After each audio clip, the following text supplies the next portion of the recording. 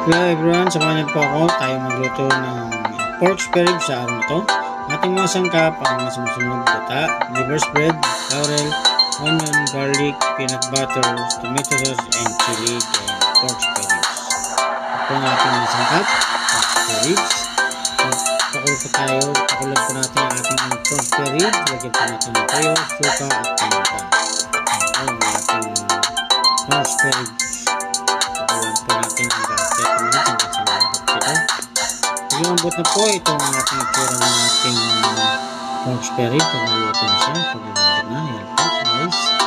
Sa mainit na kawali, maglagay po tayo ng butter. Yan po. 1/8 po ng butter. Ang ating pinagay. Yan po. Lagay po natin ang ating bawang. Halos pang aroma ng ating bawang. Yan. Ang bawang. Sunod po natin ito sa sibuyas. Ganalin po natin. Spirin po natin ang ating bawang at sibuyas. Halos pang aroma ng ating sibuyas. Ito. Then maglagay po tayo ng dalawang tawang ng oil. Yan po ang ating lulutuin sa araw na ito, pork spare ribs. Kalkareta. Sutilan po natin. Pag nag-light brown na po ang ating bawang, lagay po natin paminta. Po, ang ating ground black pepper. Then, palo po natin ang ating pinalambutan pork spare ribs. Sinandok ko po ang ating pork spare ribs sapagkat ang kanyang sabaw o kanyang pinagpalambutan na substance ay ating ilalagay po mamaya pagkatapos po natin ilagay ang ating katang-gata.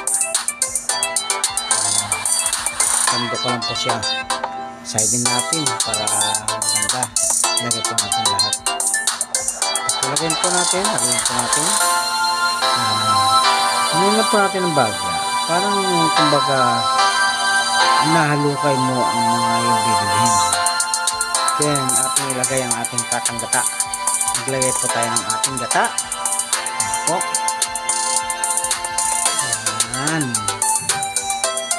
Diba? Hindi na po naglalagay ng katang-gata. Pag may taste na po ako naglalagay po para magharap siya. Kasi nakakaya sa amin yung asang gata.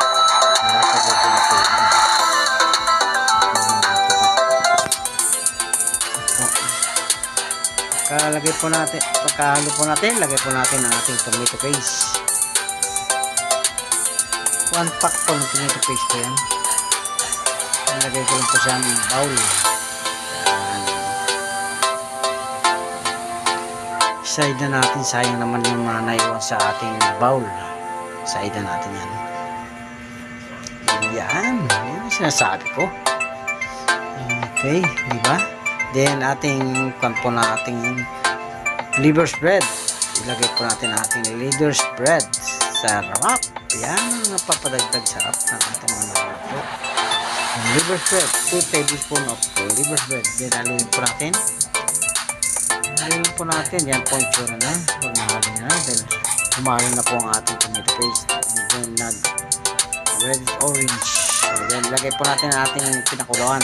Soup stock. Yan po yung pinaglagaan natin ng ating pork spare ribs. Yan po ang kanyang natitirang sabaw. Lagay po natin yan. Hayaan lang po natin itong kumulo hanggang sa ang kanyang sabaw ay kumunti. Kumbaga sa ating maging sauce na lang siya. Hindi na sa sabaw, sauce na lang. Yan. Lambutin na po natin yan. Lagay na po natin siya. Yan. Malambot na itong karne natin ha. Hinahalo ko lang po ito. Pinapakong ko lang po ang naritira natin mga sabaw na nila. Then lagay po tayo ng peanut butter. Yan po. 2 tablespoon of peanut butter. Depende po sa gusto nyo. Kung gusto nyo pong mas malasa ang peanut butter, dagdag po kayo ng peanut butter. Ako 2 tablespoon lang pinalagay ko. Then ano po kung malasa na rin yan. Ayan po.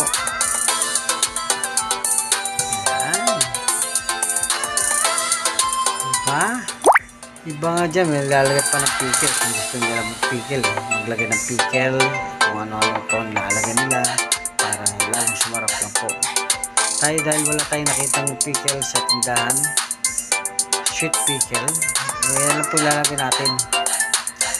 Lalagay din minsan, naglalagay din ng chili, bell pepper, red and green, diba? Sinisigang, yan. Pero ito hindi po tayo naglalagay. Kaya medyo tipid lang po itong niluto natin. Maglagay lang po tayo ng chili manghang o hot chili pepper. Yan po. 3 po ilalagay ko niyan para madagdag gana sa ating kakain. Kung bata pong kakain, depende po sa kaya ng bata. Kung hindi po kaya ng bata, huwag na po kayo magkakain. Para sa atin lang po yan. Pwede mo pong iwalayan na siya habang niluluto po natin ang ating sangkap, ang ating mga niluluto. Yan po ang ating kaldereta. Medyo okay na po siya. Ready to serve na po ang ating kaldereta. Yan na po ang ating kalderetang pork spare ribs. Ready to eat. Kain na na! Maraming salamat po sa inyo lahat.